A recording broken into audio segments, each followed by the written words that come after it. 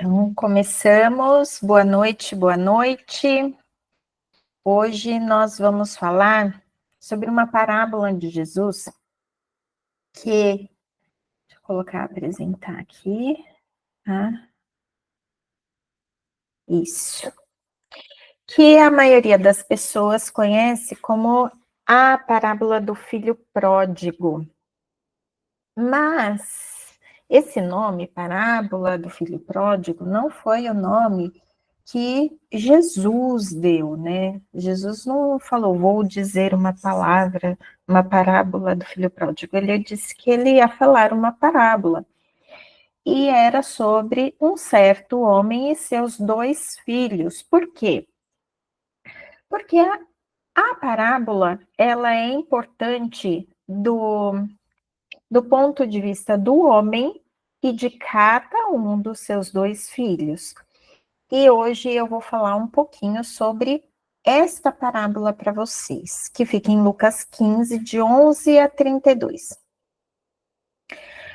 O filho mais novo, ele chega para o pai e ele diz que ele quer a parte dele da herança. Então, vamos lá, que cada detalhe dessa parábola tem alguma coisa bem importante aí. Quando ele chega para o pai e ele fala que ele quer a parte dele da herança, a gente já vê um comportamento não só muito fora do normal, como um comportamento muito desrespeitoso. Ele foi muito desrespeitoso, porque a herança a gente recebe quando o pai morre. E ele chega para o pai dele vivo e fala que quer a parte da herança dele. Então, um comportamento muito abusivo ele já começou a ter desde o princípio. E vou contar uma coisa para vocês. Como que era dividida a herança naquela época? Não era dividida assim, metade para cada filho, no caso aqui que tem dois filhos, né? Não. A herança ela era dividida em partes iguais entre todos os filhos, com exceção do filho mais velho. O primogênito recebia o dobro da herança dos outros dois. Então, o que aconteceu? Quando o pai deu a parte dele, que cabia a ele da herança, ele deu, na verdade, 1/3 de tudo que ele tinha. Porque 1/3 seria dele e 2/3 do irmão mais velho. A Anne chegou. E aí, ele pegou esse 1/3 da herança que ele pediu para o pai, né? E ele saiu no mundão e foi simplesmente gastando tudo. Sabe aquele filho mimado que está acostumado a ter tudo do bom e do melhor, enche o bolso de dinheiro, vai para o mundão e gasta. Foi o que ele fez. Gastou tudo que o pai deu para ele. Aí na região onde ele estava, começou a ter seca, o pessoal começou a passar fome, faltar comida, e ele já tinha gasto todo o dinheiro dele, e para ele conseguir se alimentar, ele foi trabalhar cuidando de porcos. E aí ele olhava aquelas vagens, as coisas que ele pegava para dar para os porcos comerem, e ele falava assim: caramba, lá nas terras do meu pai, os empregados dele eram muito bem tratados, e eu estou aqui olhando para essas vagens que os porcos estão comendo e querendo comer isso, de tanta fome. Ele estava com tanta fome que ele desejou comer. E o pior, ele pediu para o patrão dele para comer as vagens e o patrão não deixou. Então, ele foi muito, muito humilhado. Então, está aqui ele lembrando de como ele era tratado, os empregados eram tratados pelo pai, e ele ali passando fome. Então ele falou: vou voltar para o meu pai, vou voltar para casa e eu vou me humilhar e eu vou dizer para o meu pai que eu quero trabalhar para ele.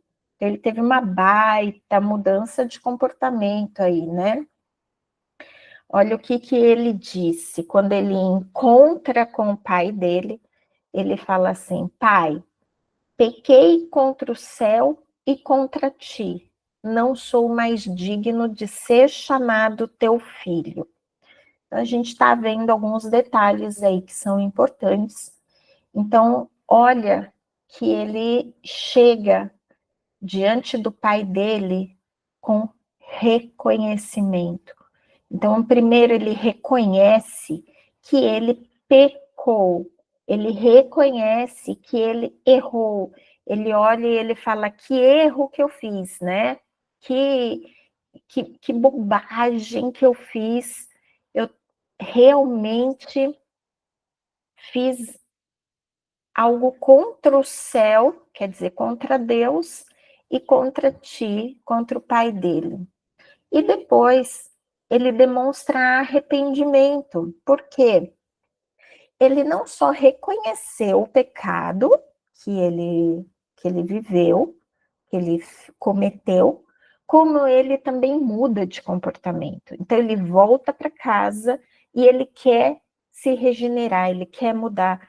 Tanto que ele fala: não mereço nem ser tratado como teu filho, eu quero ser tratado como um empregado teu, eu quero trabalhar para você.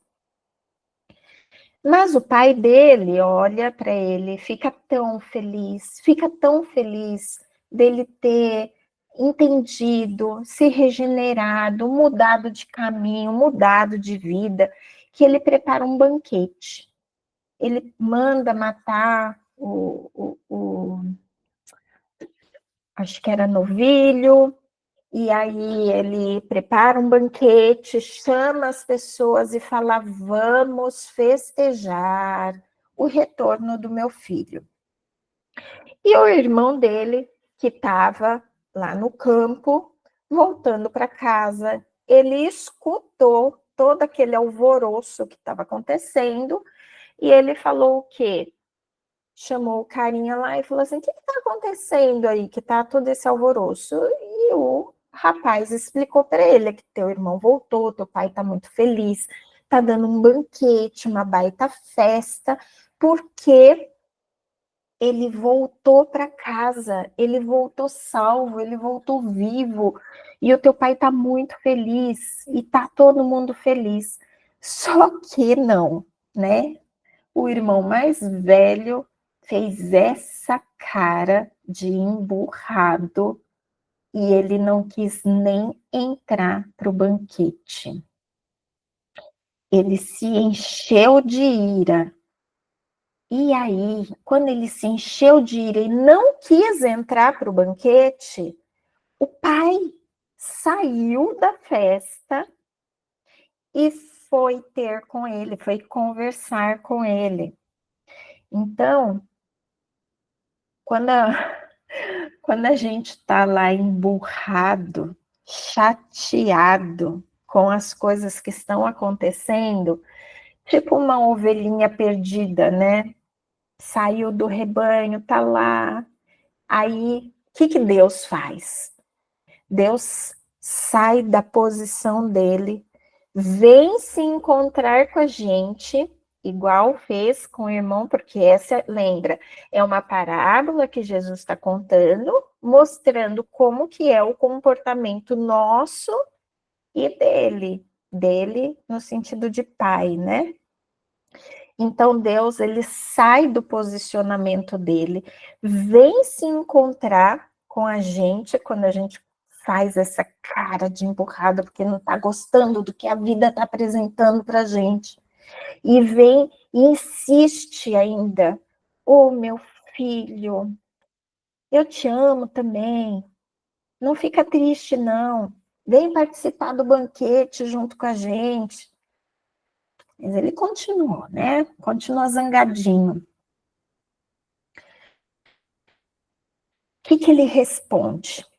Olha, todos esses anos tenho trabalhado como um escravo ao teu serviço e nunca desobedeci às tuas ordens, mas tu nunca me deste nem um cabritinho para eu festejar com os meus amigos. Então, gente, olha o que um filho está falando para um pai. Ele está dizendo que ele trabalhou como um escravo. Gente, vocês acham que tem cabimento isso? Imagina hoje, uma empresa, aí o filho vai todo dia trabalhar, aí um dia ele vira para o pai e fala assim, estou trabalhando como um escravo. Gente, ele está trabalhando para cuidar daquilo que é dele, da herança dele. O filho mais novo saiu e levou a parte dele. Tudo que ficou era do irmão mais velho. Ele estava cuidando das próprias coisas. E ele joga na cara do pai. Estou trabalhando como um escravo. E sempre obedeci às tuas ordens. Como se o pai dele fosse um patrão horrível. E a gente sabe que não é. Porque o irmão mais novo disse o quê? Que ele tratava muito bem os empregados. Se tratava muito bem os empregados, imagina os filhos, né? Ele nem se irou quando o filho mais novo veio pedir a herança. Ele simplesmente tentou fazer com que ele ficasse, mas ele não quis ficar, ele liberou e festejou quando voltou. Então a gente vê que é um pai justo e bondoso. Mas o filho, o que ele está fazendo, o filho mais velho? Ele está distorcendo a realidade. A ira dentro dele era tão grande que distorcia a realidade. É isso que a ira faz com a gente. Ela distorce a realidade. A gente começa a ver as coisas de uma forma que ela não é diferente. E outra coisa, né? Ele fala assim, mas tu nunca me deste nem um cabritinho para eu festejar com os meus amigos. Ai, gente, eu vou voltar nesse ponto do cabritinho já já. Aqui, ó. O que o pai responde? Meu filho, você está sempre comigo e tudo o que tenho é seu. Gente, o que faltou nesse relacionamento desse irmão mais velho e do pai? Sabe quando você vai visitar o seu pai, a sua mãe, ou até mesmo o seu irmão, quem não tem pai e mãe, o melhor amigo, você chega lá na casa dele, o que você faz?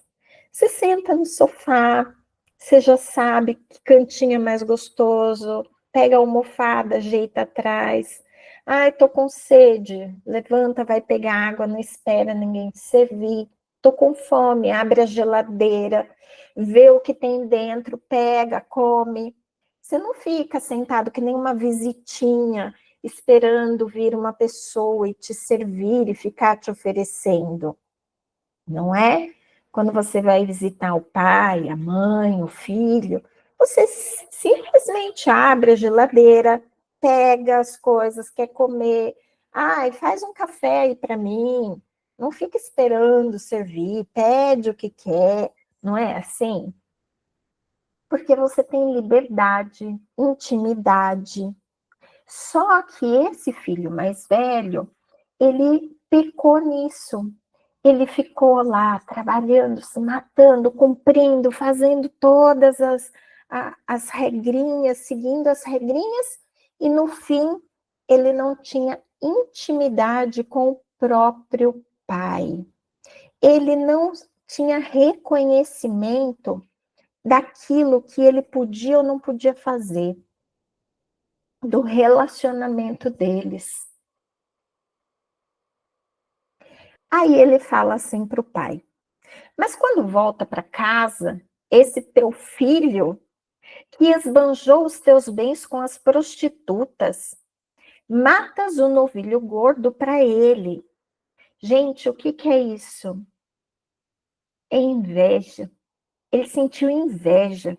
Quando o irmão mais novo gastou tudo, voltou e o pai fez um banquete para festejar o retorno dele, ao invés dele ficar feliz, ele, caramba, meu irmão criou juízo, ele se arrependeu, ele voltou. Não, ficou com inveja, porque o pai ficou feliz e festejou o retorno do filho.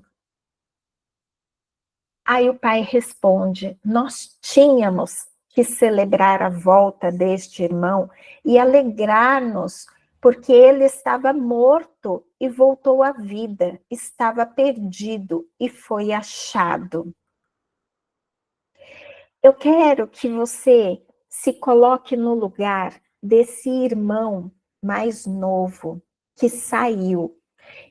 Gente, quantas vezes nós nos sentimos indignos porque a gente foi para o mundão, porque a gente pecou, porque a gente fez uma besteira, porque fez esse pecado, aquele pecado, porque eu sou impuro, porque eu sou pecador, porque eu sou horrível, porque, nossa, nem eu me aguento, quanto mais Deus. Eu sou uma pessoa terrível. Primeiro preciso consertar a minha vida toda para depois me achegar a Deus. Mas o que Jesus nos mostra nessa parábola? O cara gastou tudo, fez um monte de besteira. Ele se envolveu com prostituta, gastou todo o dinheiro da herança dele, não restou um centavo. Sentou lá junto com os porcos, chorou todas as tristezas da vida. Ele falou: eu sou indigno de voltar para a casa do meu pai. Mas quando ele volta, ele é recebido de braços abertos, ele é recebido com festa. E o que Jesus quer dizer com isso? Que quando nós estamos lá no lamaçal, junto com os porcos, e nós decidimos, nós reconhecemos que pecamos, nós reconhecemos que a nossa vida estava na lama, e a gente se arrepende e volta para Deus, ele nos recebe de braços abertos. Ele nos recebe com alegria, com festa. Então, não importa a sua situação, sempre que você decidir mudar a sua vida e buscar a Deus, é dessa forma que ele vai te receber. Ele vai te receber com uma festa, ele vai te receber de braços abertos. Jesus diz que ele saiu da posição dele e foi correndo encontrar o filho assim que o filho decidiu voltar para casa. Então, é assim que Deus faz conosco. Agora, e o irmão mais velho, nessa situação toda? Que ele ficou lá com invejinha no coração, que... Gente, eu fico pensando naquelas pessoas que ficam frequentando a igreja, que ficam seguindo todas as regras, mas eu sigo todas as regras, eu obedeço a todas as leis, eu sei a Bíblia de cor e salteado.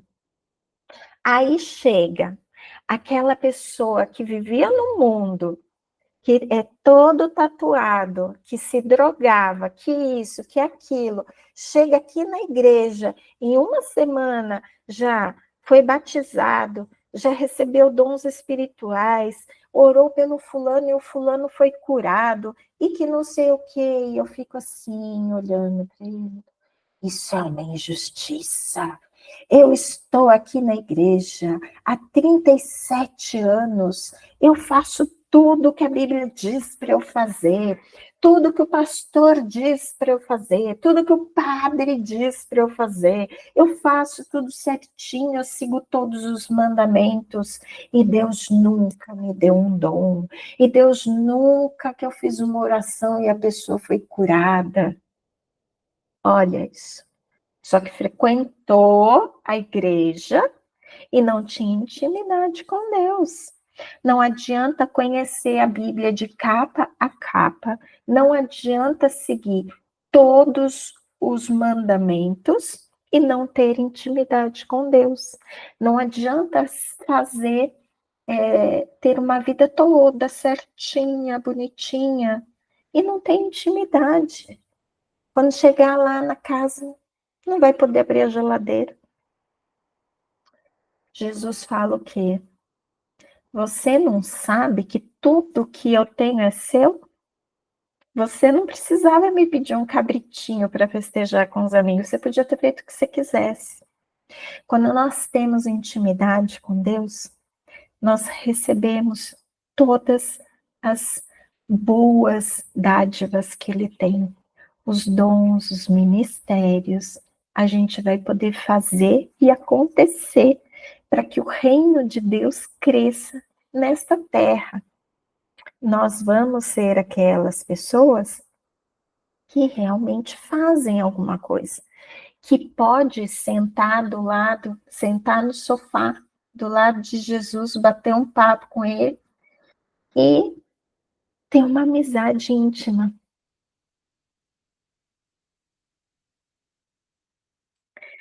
Bom, essa foi a parábola que Jesus contou a respeito de um homem e seus 2 filhos. Eu não sei se eu falei demais hoje, então está aberto a perguntas, se alguém quiser. Pode falar, Du. Estou acordada, Adri. Eu vou sair um pouquinho da parábola para te perguntar uma coisa. Essa questão de primogênito, por que que na Bíblia isso é tão batido, é tão falado, por que é dado tanta importância para o primogênito? Qual é a que se chegou para isso? Por que que um filho tem que ser melhor ou pior que o outro, porque nasceu primeiro ou depois, se todos os filhos são iguais? Boa pergunta. Antigamente tinha algo que hoje nós não temos mais, né? Que são, por exemplo, os reis, os faraós, enfim, a posse das terras. Sempre tem que ter uma pessoa no comando da situação, né? De uma comunidade toda seria um rei, um faraó, mas também as famílias, elas eram famílias de comunidade, né, de tribos, coisas muito grandes. Então você tinha uma pessoa, um patriarca, tinha vários pastores para cuidar dos rebanhos, tinha várias plantações, e tinha os irmãos, e tinha os sobrinhos, e tinha os primos, e todo mundo vivia junto. E para que se tivesse ordem em tudo isso, tinha uma pessoa que ficava no comando. Então, o filho mais velho era o filho que ficaria no comando de toda aquela comunidade. Então, se fosse um rei, o filho mais velho se tornaria rei. Se fosse um faraó, o filho mais velho se tornaria faraó. E se fosse uma comunidade, tinha uma pessoa que ficava no comando dando as ordens. E o filho mais velho dessa pessoa era aquele que ia ficar no comando e daria a ordem, inclusive, para os outros irmãos. Então, a importância do filho mais velho é porque ele, de fato, carrega com ele uma responsabilidade muito grande. Isso, claro, naquela época, né? Hoje não tem mais isso de ficar no comando familiar. Oi, Carlos. Ô, Adriana, boa noite. Boa noite. Por exemplo, o simbologismo do pai, né? A mensagem que o pai passa sobre o olhar de ter o filho de volta, nos passa essa coisa do resgate, né? Estava perdido e retornou. Mas, por exemplo, como entender que esse filho mais velho, ou mais novo, perdão, ele se arrependeu de coração? Porque nós escutamos que a palavra fala que se você se arrepender de coração, será aceito e liberto de todos os pecados. Porém, como entender isso, se ele se arrependeu mesmo do que ele fez, ou se ele retornou por necessidade à casa do pai, Adriana? Deixa eu ver se eu coloquei aqui.